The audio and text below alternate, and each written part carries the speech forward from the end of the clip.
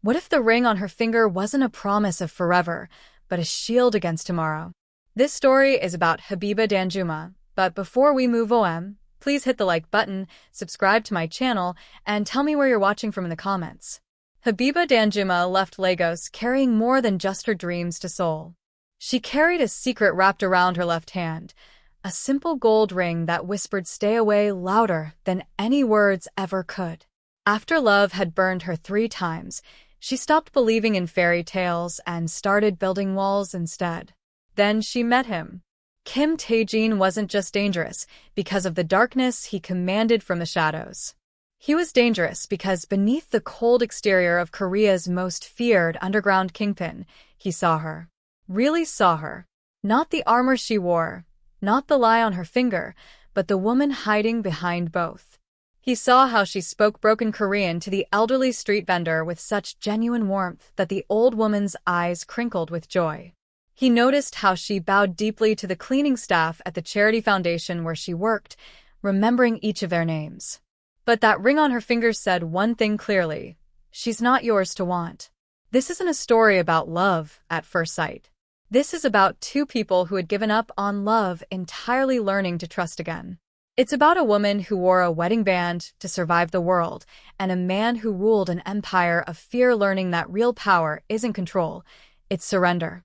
And it all begins with a ring she bought for herself and a truth neither of them was ready to speak. Now let's begin. Seoul. Tuesday morning, 9:15 a.m. Hope Bridge Foundation headquarters.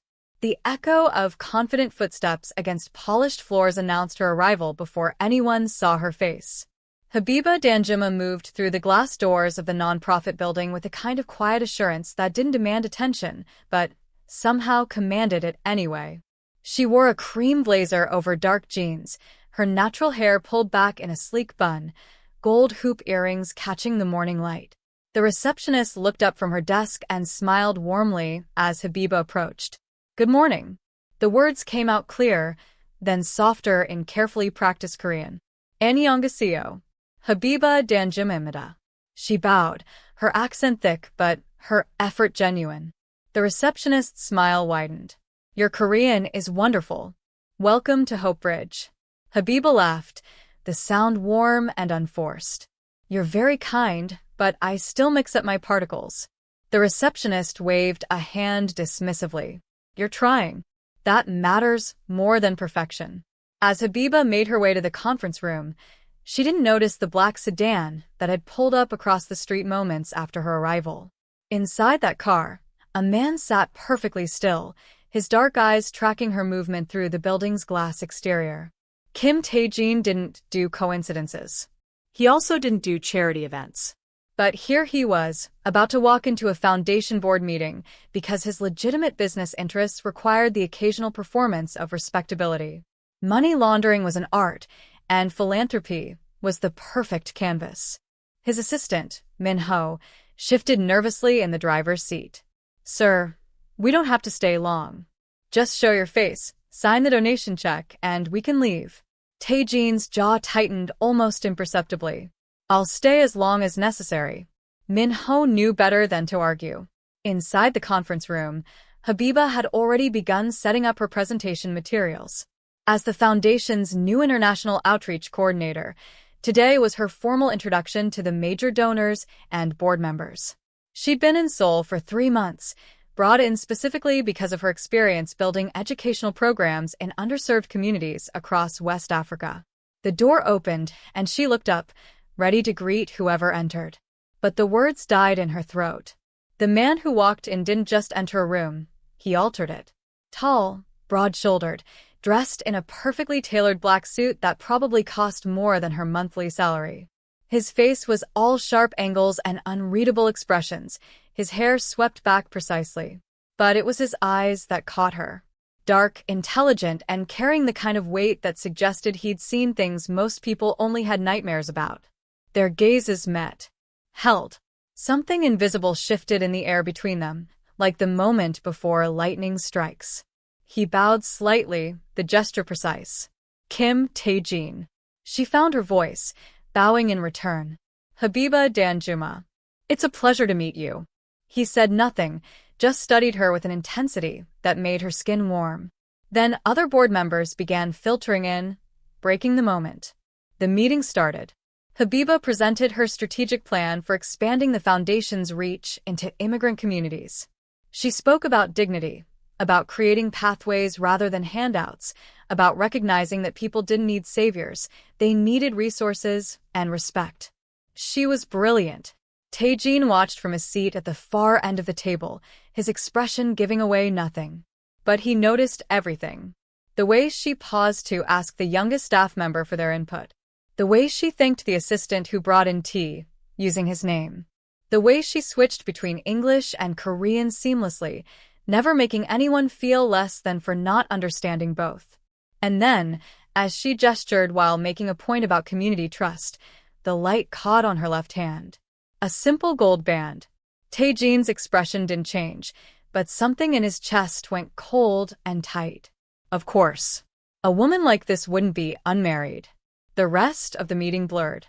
He approved the donation with a single nod, signed the check his assistant slid in front of him, and prepared to leave. But as people began gathering their things, Habibah approached him. "Mr. Kim, thank you for your generous support. We're going to do incredible things with this funding." He looked at her, at the genuine gratitude in her eyes, at the ring on her finger that seemed to catch every beam of light in the room. "Your work is impressive," he said, his voice low and measured. "Make sure the money goes where it's needed, not where it looks good on paper." She blinked, surprised by the directness. "I promise you, everyone will be accounted for. We don't play games with people's lives here." Something flickered across his face. Almost a smile, but not quite. "Good. Because neither do I." He left without another word, his assistant scrambling to keep up. In the car, Min-ho glanced at his boss in the rearview mirror. The Nigerian woman. "She seems competent." Tae-jin stared out the window as Seoul's streets blurred past.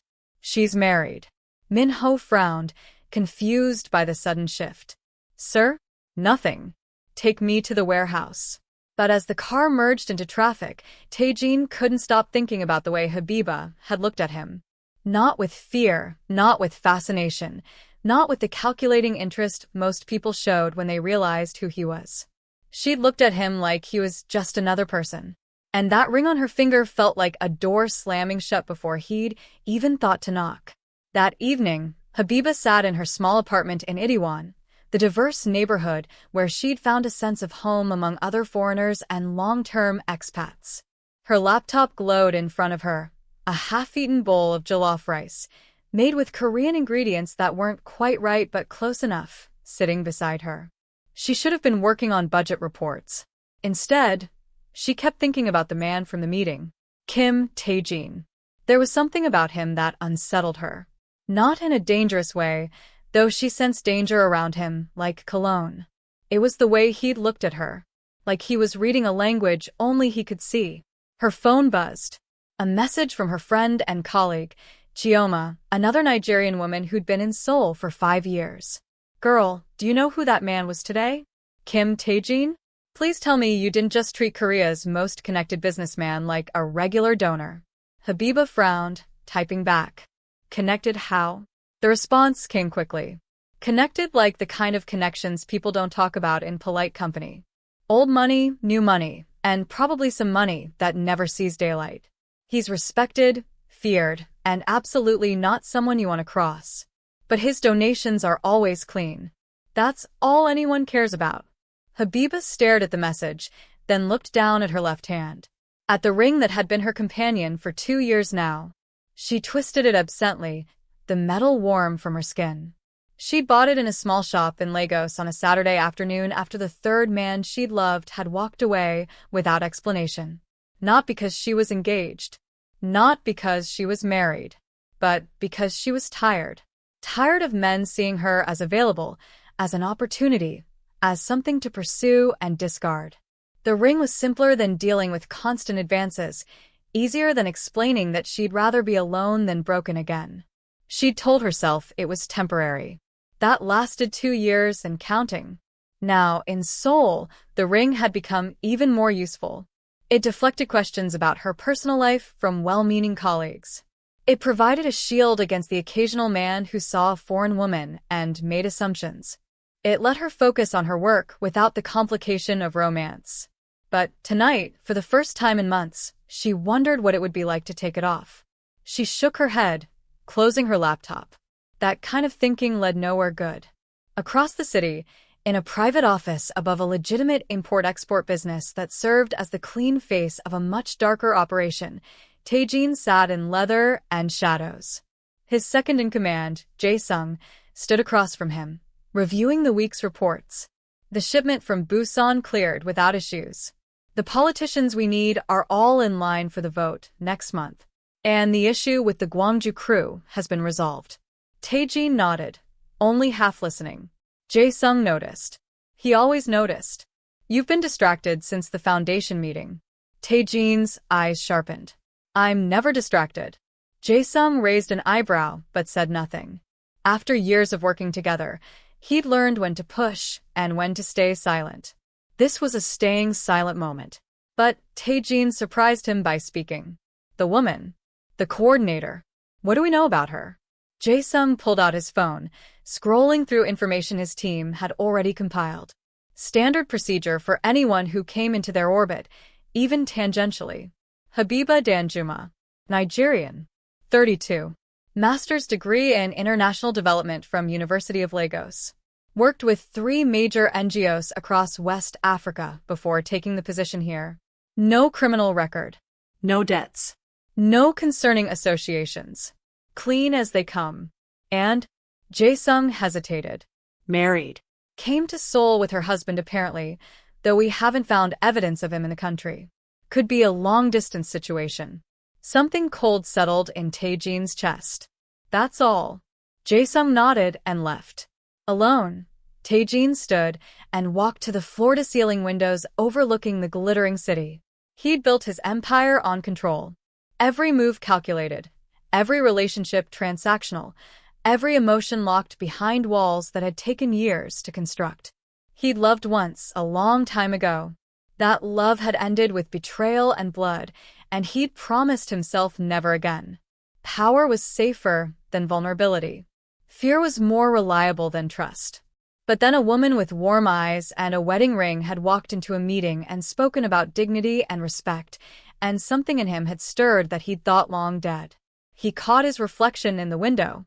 The man staring back looked exactly like what he was: dangerous, controlled, untouchable. He turned away. Some doors were meant to stay closed. Friday evening, 3 days later.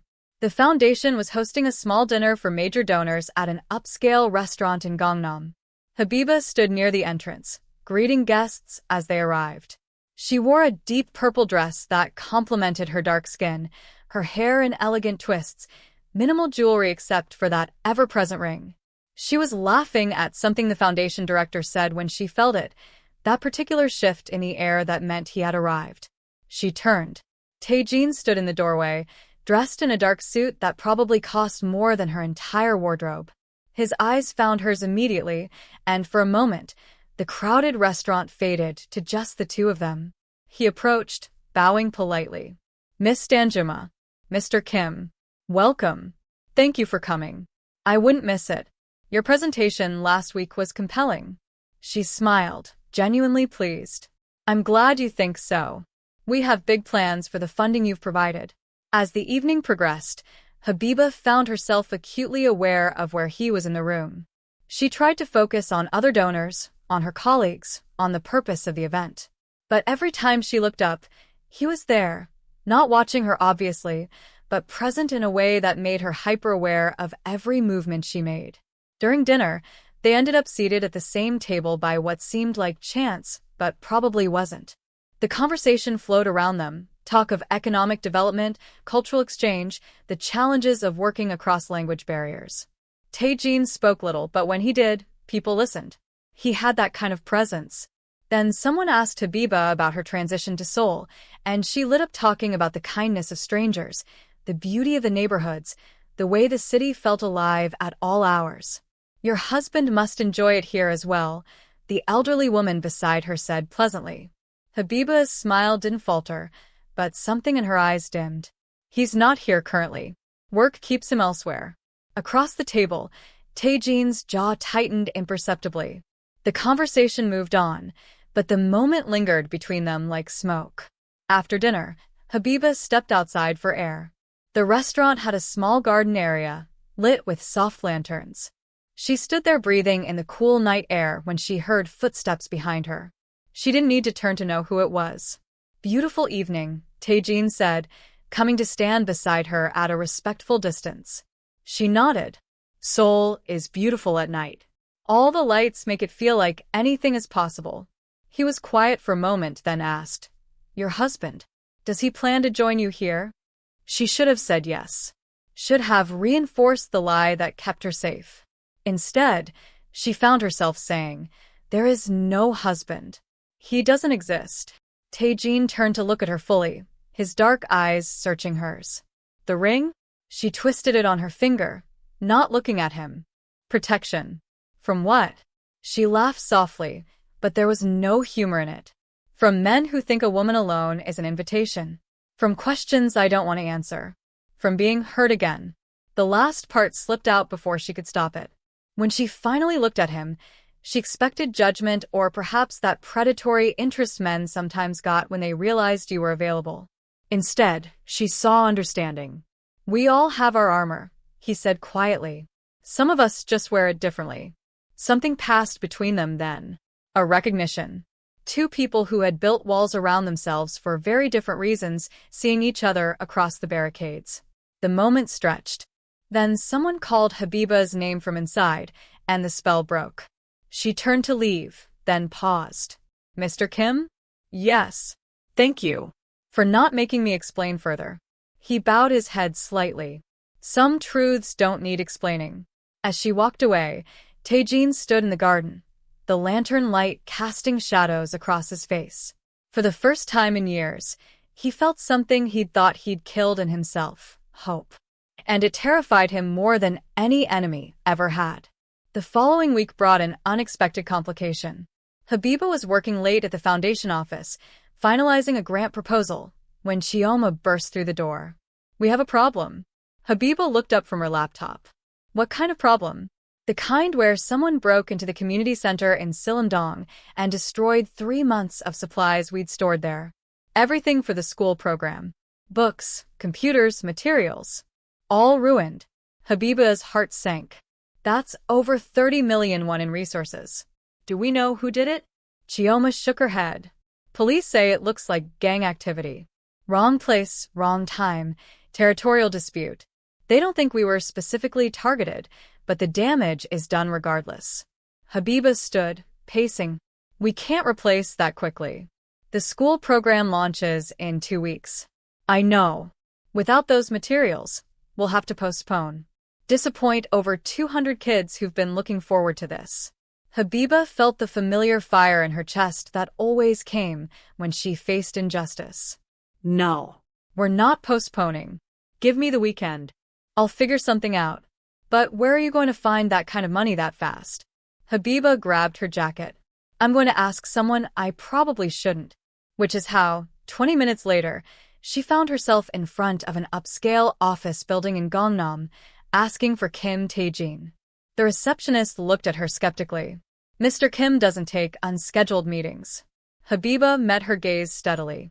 "Tell him Habibah Danjuma from Hope Bridge Foundation needs to speak with him. It's urgent."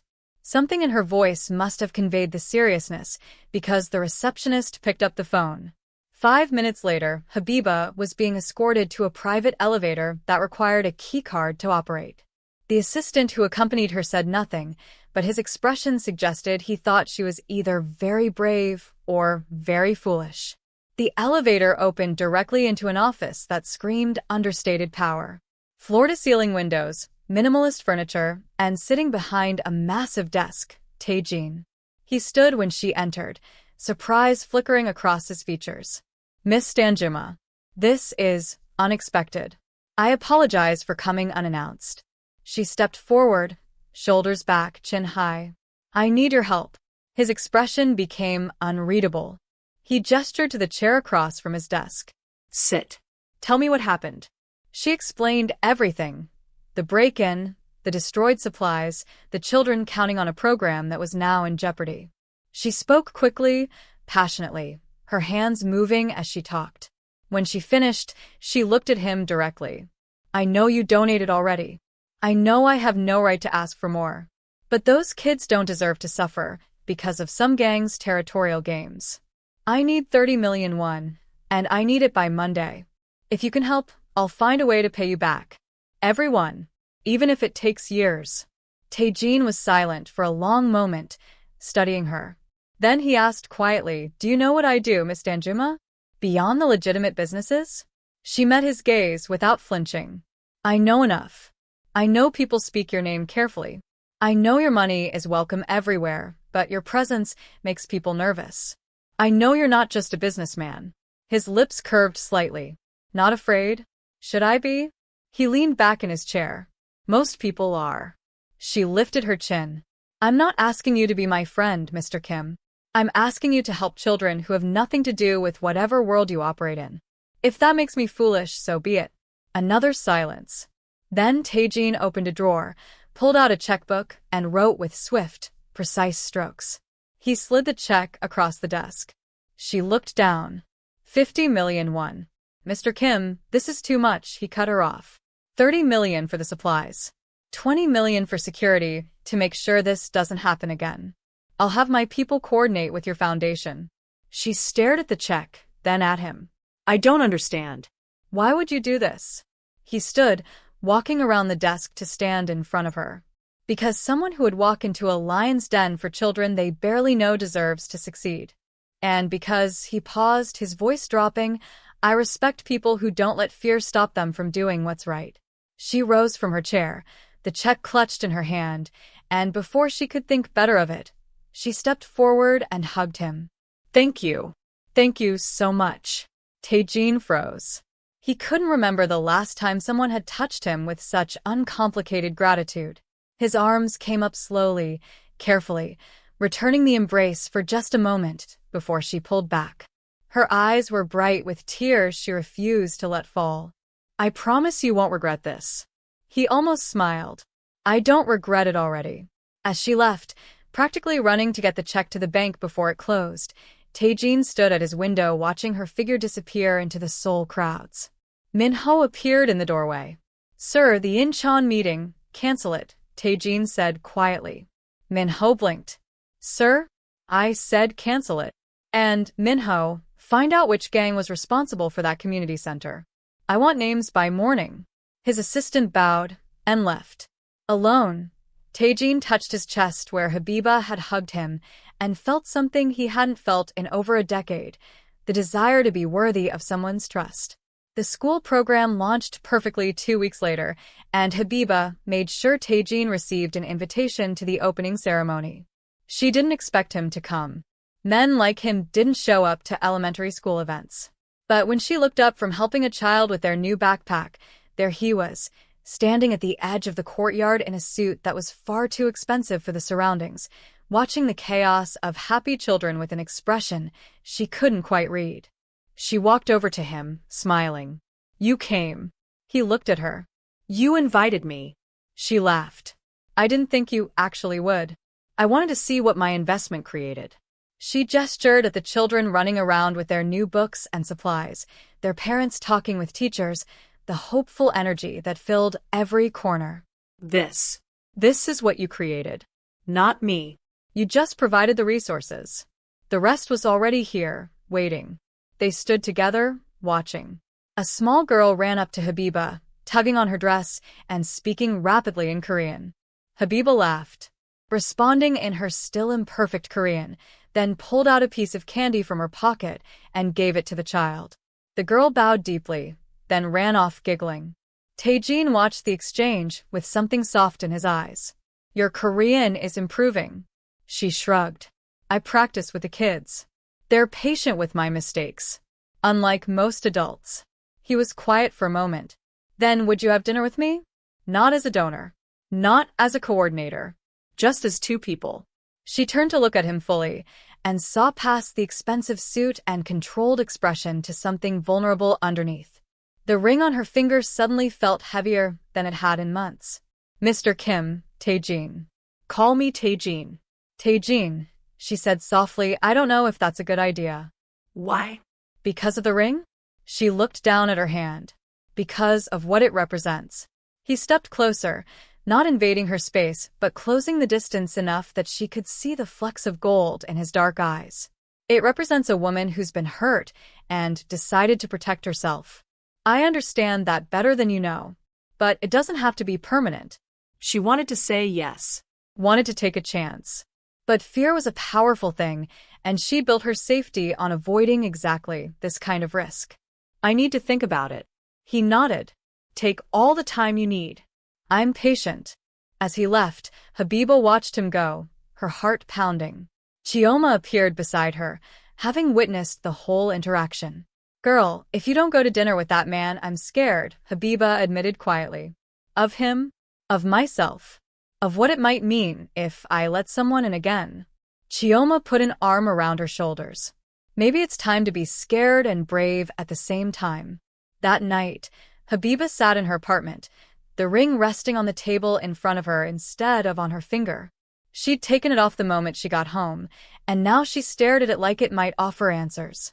Her phone buzzed with a text from an unknown number. I want you to know something. That ring doesn't make me want you less. It makes me respect you more.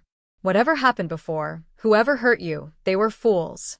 When you're ready, if you're ready, I'll be here. Not because I'm patient. Because you're worth waiting for. Tae-jin. She read the message 3 times, her throat tight. Then she picked up the phone and typed a response. Dinner. This Saturday. But I need you to understand something. I don't know how to do this anymore. How to trust, how to be open, how to believe someone won't leave. His response came quickly. Then we'll figure out together. I don't know how to do this either. I've spent years being someone people fear. I'd like to try being someone you could trust. She looked at the ring again, then at her reflection in the darkened window. The woman looking back at her had survived so much. Heartbreak, loneliness, the courage it took to rebuild herself in a foreign country. Maybe it was time to survive one more thing, the possibility of love. Saturday arrived wrapped in spring sunshine and nervous energy. Habibah changed outfits 4 times before settling on a simple navy dress and flats, her hair in natural curls, the ring still sitting on her dresser, where she'd left it 3 days ago. Tae-jin picked her up at 7, and when she opened the door, she saw him in casual clothes for the first time, dark jeans, a fitted black shirt, leather jacket. He looked younger, less intimidating, though his presence still commanded attention. You look beautiful, he said simply. Thank you. So do you. He raised an eyebrow, almost smiling. Beautiful? She laughed, the tension breaking slightly. Handsome. You look handsome. He drove them not to an expensive restaurant as she'd expected, but to a small pojangmaka, a street food tent, tucked away in an older neighborhood. She looked at him, surprised. I thought we'd go somewhere more formal. He turned off the car. The food here is better. And I wanted to take you somewhere I actually like, not somewhere designed to impress. Her heart did something complicated in her chest. Inside the tent, they sat on plastic stools at a tiny table, surrounded by the sounds and smells of Seoul's working class, sizzling meat, loud conversations, steam rising from pots. Tae-jin ordered in rapid Korean, and within minutes, they had an array of food in front of them. He watched as she tried the tteokbokki, laughing when her eyes widened at the spice. Too hot? She fanned her mouth, laughing too. I wasn't ready. He handed her his water, and their fingers brushed in the exchange. The touch felt electric. They talked for hours. About her childhood in Lagos, growing up in a large family where love was loud and constant. About his childhood in Seoul, growing up in a family where love was conditional and silence was survival. About how she'd come to Seoul looking for a fresh start, about how he'd built an empire because power felt safer than vulnerability. I've hurt people, he told her as the evening deepened and the tent began to empty. In my line of work, violence isn't optional. I've made choices that keep me up at night. I'm not a good man, Habibah. She looked at him steadily. I think you're a man who's done what he needed to survive. That doesn't make you good or bad. It makes you human. He shook his head. You don't understand what I'm capable of. Maybe not, she said. But I know what I've seen. I've seen you donate to children's programs. I've seen you be respectful even when you didn't have to be. I've seen you wait patiently for someone who had every reason to say no. That counts for something. He reached across the table, his hand palm up, offering. She looked at it for a long moment. Then, slowly, she placed her hand in his. No ring. Just skin and truth, and the terrifying possibility of trust. I'm scared, she whispered. Me too, he admitted. They sat like that, hands joined across a plastic table in a street food tent, while soul hummed around them. Not perfect, not fairy tale, just honest. When he drove her home, he walked her to her door, but didn't try to kiss her. Instead, he bowed, formally, respectfully. Thank you for tonight. She smiled. Thank you for the takbaki and honesty. Same time next week? She nodded. Same time next week. As she closed her door, she realized she was smiling. Really smiling, in a way she hadn't in years. The next few weeks unfolded like spring after a long winter. Slow, surprising, beautiful. They saw each other whenever their schedules allowed. Sometimes for dinner, sometimes for walks along the Han River.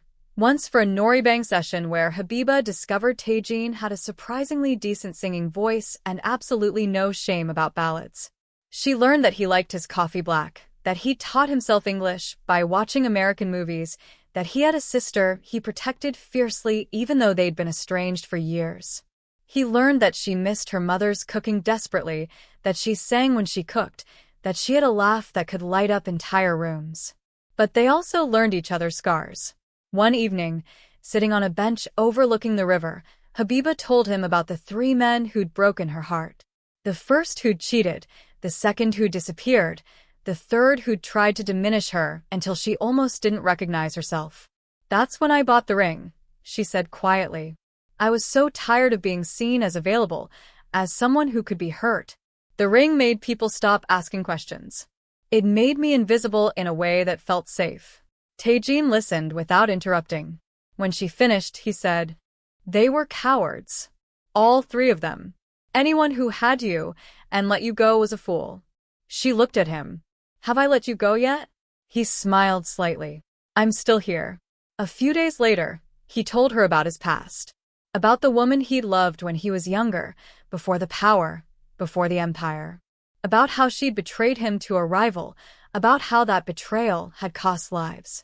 About how he'd locked his heart away after that, deciding it was better to be feared than vulnerable. I told myself I'd never let anyone close again, he said, staring out at the water. That love was a weakness I couldn't afford. And then? She asked softly. Then you walked into a meeting in a cream blazer and terrible Korean, and everything I'd convinced myself of started to crack.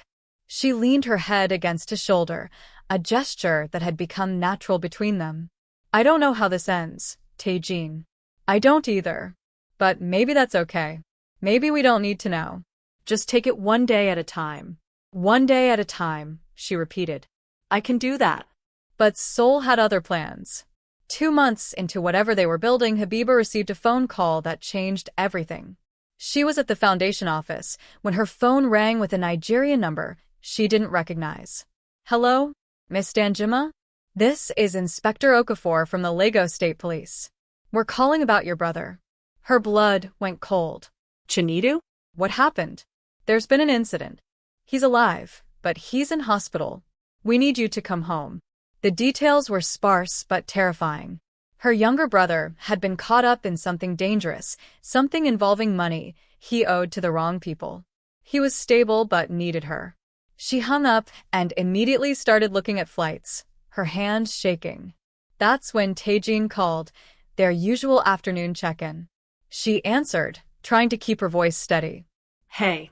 What's wrong? Of course he heard it immediately. She broke down, explaining everything through tears. I have to go back to Lagos. My brother needs me. But the flights are so expensive and I don't know how long I'll need to be there, and the foundation can't just give me unlimited leave. Stop, he said gently. I'm coming to you. Where are you? The office. Don't move. 15 minutes later, he walked through the door, immediately pulling her into his arms. She collapsed against him, all the fear and worry pouring out. "I'll handle the flight," he said firmly. "And I'll make sure the foundation understands this is family emergency. You don't have to, I wanna. Let me help you." She pulled back, looking up at him. Come with me. He blinked. "To Lagos?" She nodded. "I know it's a lot to ask. I know you have responsibilities here. But I don't want to face this alone, and you're the person I trust most in this city." Something shifted in his expression. "When do we leave?" They flew out the next morning, Tae-jin having rearranged his entire schedule and delegated his operations to Jae-sung. On the plane, Habibah slept fitfully with her head on his shoulder, while he stayed awake, one hand holding hers, the other scrolling through messages as he quietly used his connections to gather information about what had really happened to her brother. Lagos hit them like a wall of heat and noise and color. Habibah's family home in Suralere was modest, but filled with people, her mother, 2 sisters, extended family, all crowded into the living room speaking rapid Yoruba and Pidgin English. When Habibah walked in with Tae-jin behind her, the room went silent. "Mama," she said softly, kneeling in the traditional greeting. "I brought someone." "Who is this Oyabo?" her mother demanded, though Tae-jin was clearly not white. "Korean," Habibah's younger sister Folake whispered loudly. "He's Korean." Her mother looked Tae-jin up and down with the critical eye of Nigerian mothers everywhere. "You are?" "Kim Tae-jin, ma'am." He bowed, which surprised everyone. "I'm a friend of your daughter's." "A friend," her mother repeated skeptically. Habibah stood. "Mama, where is Chinedu?" "He's at the hospital. Police say he'll be okay, but he's in trouble, Abi." "Bad trouble?" Over the next few days, the situation became clearer. Chinedu had gotten involved with local loan sharks, borrowed money for a business venture that failed, and when he couldn't pay back, they'd made an example of him. The beating had been brutal but not fatal. A warning! Habibah sat by her brother's hospital bed, furious and terrified in equal measure. "Why didn't you tell me you needed money? I could have helped." He looked away, ashamed. "You're in Seoul, building your life. I didn't want to burden you. I'm your sister. You're never a burden." Outside the room, Tae-jin made phone calls. He contacted people who contacted people, and within 48 hours, the debt was paid and the men who'd hurt Chinedu received a visit from someone who explained, in terms they understood, that the Danjuma family was now under protection. They were not to be touched again. When Habibah found out what he'd done, she cornered him on the small balcony of her family's home, the Lagos night alive with generator hums and distant music. "You paid his debt." Tae-jin didn't deny it. Yes. "That was over 10 million naira. You can't just." "I can and I did." He turned to face her. "Your brother is safe now. That's all that matters." "Tae-jin, I can't let you do this. I'll pay you back every." He stepped closer, his voice firm but gentle. "This isn't a loan, Habibah. This is what you do for people you care about. You protect them." Her eyes filled with tears. "Why would you do this for my family? For someone you barely know?" He reached up, cupping her face with both hands. "Because I know you. And anyone who matters to you matters to me."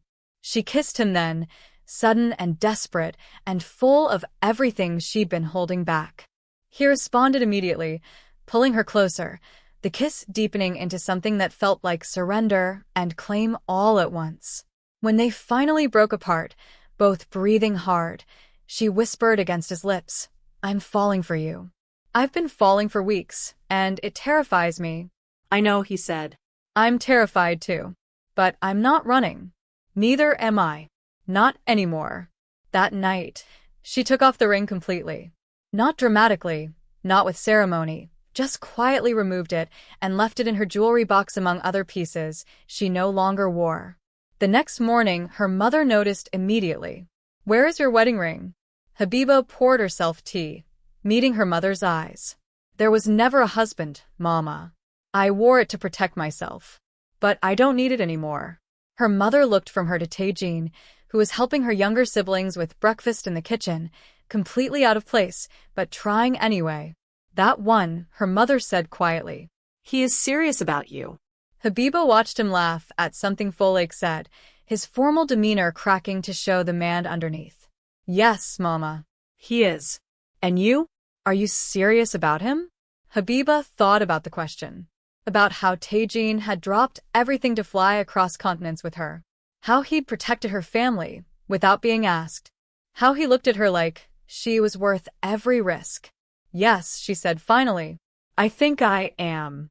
Her mother nodded slowly. Then bring him home properly. Not like this, in crisis. Bring him when we can welcome him right. When we can see if his intentions are true. Habibah smiled. Yes, Mama. They stayed in Lagos for 2 weeks total. Chinidu recovered. The threat was neutralized. And Habibah got to show Tae-jin her city. The chaotic markets, the beaches, the restaurant serving pounded yam and egusi soup that made him sweat, but he ate anyway because she loved it. On their last night, they stood on Bar Beach, the Atlantic Ocean stretching endless before them. Thank you, she said simply. For everything. For coming with me, for helping my family, for not running when you saw how messy my life actually is. He pulled her against his side. Your life isn't messy. It's full. There's a difference. She looked up at him. When we get back to Seoul, I want to do this properly. No more guards up. No more pretending I'm fine on my own. I want to try. Really try. He kissed her forehead. So do I. Seoul welcomed them back with late summer heat and the familiar rhythm of the city. But everything felt different now. Clearer. More possible. Habibah returned to work at the foundation, but now when colleagues asked about her personal life, she didn't deflect. She spoke about Tae-jin openly. The relationship raised eyebrows, questions about who he really was, concerns about propriety, but she didn't care. Tae-jin, for his part, began the slow process of legitimizing more of his business operations. Not out of fear of consequences, but because he wanted to build something that wouldn't put her at risk. He couldn't erase his past, but he could shape his future. 6 months after Lagos, on a cold December evening, he took her to a private hanok in Bukshin, a traditional Korean house that had been converted into a small restaurant. They were the only guests. This is beautiful, she said, looking around at the paper lanterns and heated floors. I wanted somewhere we could talk without interruption. Her heart quickened. Should I be nervous? He smiled, that rare full smile that transformed his face. Maybe a little. They ate slowly, talking about everything and nothing. When the meal ended and tea was served, he reached into his jacket pocket and pulled out a small box. Habibah's breath caught. Before you panic, he said, his voice steadier than he felt, this isn't what you think it is. Not yet. He opened the box. Inside was a simple silver band, elegant and understated. You wore a ring for years to protect yourself, he said quietly. To keep the world at arm's length. I understand that. I did the same thing, just differently. But I want you to have this. Not as a claim, not as a cage. As a promise. What kind of promise? That I see you. All of you. The strength and the scars. The courage and the fear. And I'm not going anywhere. When you're ready, if you're ready, I'll ask you properly. But for now, I just want you to know that you're not alone anymore. You don't have to protect yourself from me. Tears streamed down her face. She didn't try to stop them. He took the ring from the box. Can I? She held out her right hand, nodding. He slid the ring onto her finger, then lifted her hand to his lips. I love you, Habibah Danjuma. I don't say those words lightly, and I've only said them once before in my life. But I'm saying them now, and I mean them with everything I have. She launched herself at him, nearly knocking over the tea in the process, kissing him hard. I love you too, she said between kisses. I love you, and it's terrifying and wonderful, and I don't want to run from it anymore. They held each other in that private hanok while Seoul's winter pressed against the windows, two people who'd built walls learning that sometimes the bravest thing you can do is let them fall. 1 year later, the Hope Bridge Foundation expanded into 3 new neighborhoods, funded largely by anonymous donations that everyone knew came from Kim Tae-jin. Habibah had been promoted to Director of International Programs. And she still lived in Itaewon, though now in a larger apartment that had space for two. Her family visited for Christmas. Her mother had warmed to Tae-jin considerably after he'd shown up in Lagos 3 more times over the year, each time bringing thoughtful gifts and making genuine effort to connect. Her siblings adored him, especially after he'd helped Chinidu open a legitimate business that was actually thriving. On New Year's Eve, they went back to the Han River, to the bench where they'd first opened up to each other. "Do you remember what we said here?" he asked. "About taking it one day at a time?" She nodded. "Best advice we ever gave ourselves." He turned to face her fully, then got down on one knee. Her hands flew to her mouth. "Habibah Danjuma, I've spent my entire life building walls and empire and distance between myself and the world. And then you walked into my life with terrible Korean and such fierce kindness that you broke through everything I'd built. You made me want to be better. Not because I'm ashamed of who I am, but because I want to be worthy of who you are." He pulled out another box, this one holding a ring that caught the city lights like captured stars. "Will you marry me? Not because you need protection, not because you need saving, but because I love you and I want to spend the rest of my life building something real with you?" She was crying and laughing at the same time. Yes. Yes, of course, yes. He slid the ring onto her left hand, the same hand that had once carried a different ring with a different meaning. This time, the metal represented not armor but choice. Not fear but love. They kissed as fireworks began exploding over the river, Seoul celebrating the new year in cascades of light and sound. When they pulled apart, she looked at both rings on her hands, his promise ring on her right, the engagement ring on her left. "I need to tell you something," she said. "The old ring, the one I wore for protection? Yes. I threw it into the ocean in Lagos. After Chinidu recovered, before we came back. I didn't need it anymore." He smiled, pulling her close. "Good. "Because you don't need armor anymore." Not with me." She laughed against his chest. "Such confidence. What if I still want to protect myself sometimes? Then I'll wait. However long it takes. But I think you're done hiding." She pulled back to look at him. "You're right. "I am done hiding. I'm done pretending I don't need anyone. I'm done acting like love isn't worth the risk. And I'm done pretending I'm someone who doesn't need softness in my life," he said. "Someone who doesn't need you." The wedding took place 6 months later in Seoul, but with Nigerian traditions woven throughout. Habibah wore a white dress for the ceremony and changed into a traditional iro and buba for the reception. Tae-jin wore a suit, then changed into a bata that her family had gifted him. The guest list was an impossible mix: her large, loud family from Lagos, his small, quiet family from Seoul, her foundation colleagues, his business associates who probably had questions but kept them to themselves. Chioma was her maid of honor and spent the entire reception crying happy tears. "You found him. You actually found the one." Habibah watched Tae-jin dancing with her mother, both of them laughing at their complete lack of rhythm. "I found him. Or maybe he found me. Or maybe we just both decided to stop hiding at the same time." "That's the best kind of love story," Chioma said. "The kind where you're both brave enough to show up." After the reception, exhausted and happy, they stood on the balcony of their hotel room overlooking Seoul. "No regrets?" he asked, pulling her against him. "Not one." "You? Only that I didn't meet you sooner. Think of all the time we wasted being guarded." She turned in his arms. "We found each other when we were ready. That's what matters." He kissed her, slow and deep and full of promise. "I'm going to spend the rest of my life making sure you never regret choosing me." She smiled against his lips. "I'm going to spend the rest of my life reminding you that you're worthy of being chosen." 2 years later, the Hope Bridge Foundation opened a branch office in Lagos, with Habibah splitting her time between both cities. Tae-jin traveled with her when he could, their life a beautiful chaos of 2 cultures, 2 languages, 2 worlds learning to merge.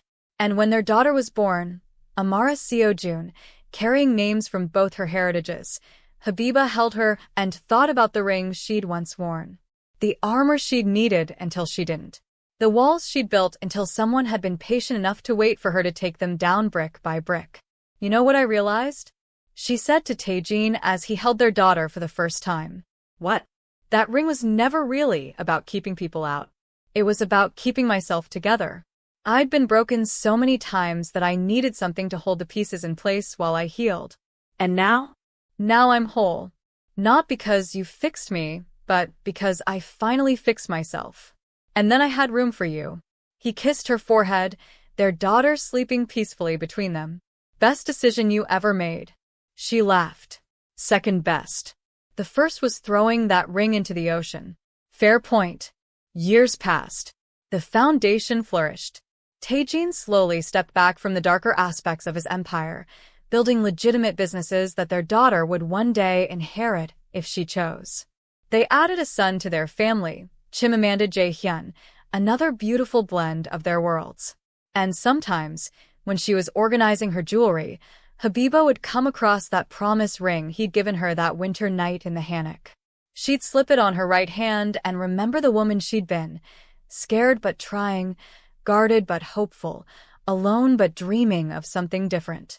Then she'd look at the engagement ring on her left hand, at the life they'd built together, and she'd smile. Because this story wasn't about being rescued. It was never about a powerful man saving a lost woman or a strong woman fixing a broken man. It was about two people, both scarred, both cautious, both convinced they were better off alone, choosing each other anyway. Day by day. Moment by moment. Until one day they looked up and realized they'd built something neither had thought possible, a love that didn't require armor, because it was safe. Not perfect, not easy, but honest and real, and worth every risk it took to get there. Seoul glittered outside their window like it had that first night they'd met. But now the city didn't feel foreign or overwhelming. It felt like home. Not because of the buildings or the streets or the neon lights, but because home was wherever they chose to build it together. And that made all the difference. So if you're out there wearing armor, whatever form it takes, a ring, a wall, a carefully constructed distance, know this. One day you'll meet someone who doesn't try to break through. They'll just wait patiently on the other side until you're ready to open the door. And when you do, when you finally let yourself be seen in all your scarred and beautiful truth, you'll realize the armor was never protecting you from the world. It was protecting you until you were strong enough to choose love without losing yourself in it. Habibah Danjuma once wore a ring to survive. Now she wears one to thrive. And somewhere in Lagos, in a small jewelry box in her childhood bedroom, there's an empty velvet slot where that first ring used to live. A reminder not of what she ran from, but of how far she's come. A testament to the woman who learned that the bravest thing you can do isn't protecting your heart. It's knowing when to stop protecting it and start sharing it instead. Until next time, keep spreading love boldly, keep taking brave chances, and remember that your story isn't over just because you've been hurt before.